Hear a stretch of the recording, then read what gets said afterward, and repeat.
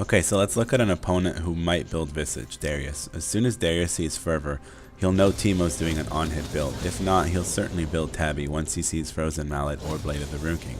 Assuming he rushes a Visage and Ninja Tabby, he'll have 96 armor and 96 MR at level 9, and he'll reduce 10% of the damage from auto attacks due to Ninja Tabby on top of the 96 armor. Okay, so here's a chart I'll be linking on Reddit for the breakpoints between Fervor and Thunder. So on the left we have all the stats that are relevant.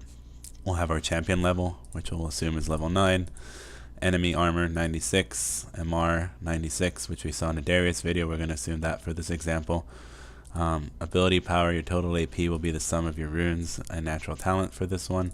Bonus AD will be total of your item, which will be Frozen Mallets 30 plus natural talent.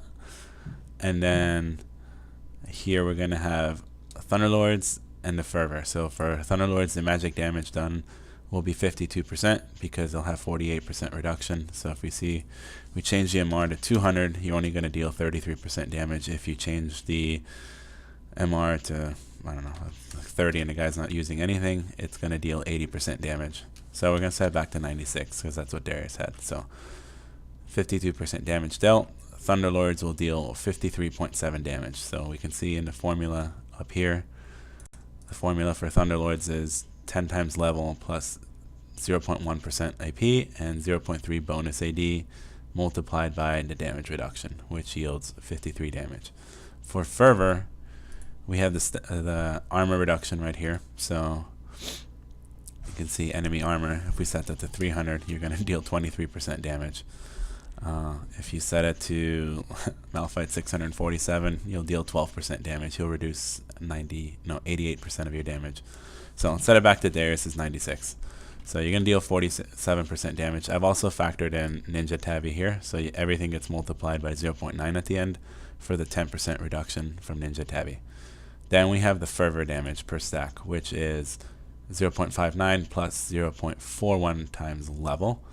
And then we have to reduce the armor.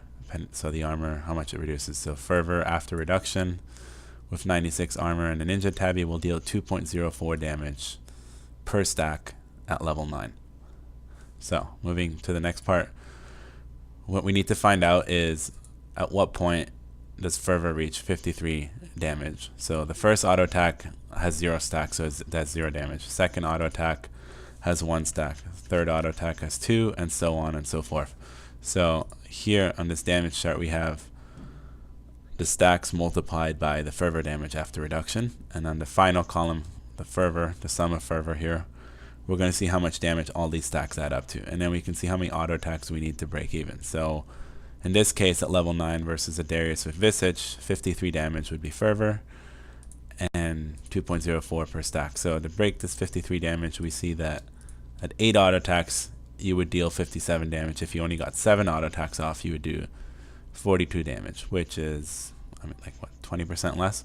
So you need to get 8 auto attacks off against that Darius.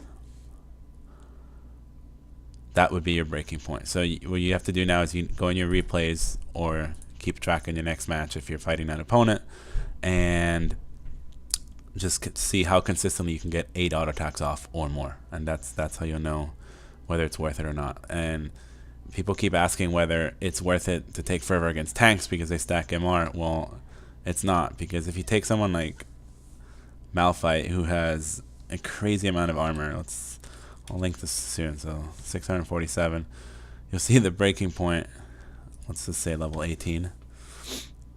So the breaking point late game to kill a tank, 647, 102 damage. I'm going to have to add more auto. It's going to be more than 13 auto attacks, so it's just not worth it at that point at all. So tanks are not going to get killed by masteries. They're going to get killed by items such as Blade of the Rune King or Liandry's. So resetting that. And yeah,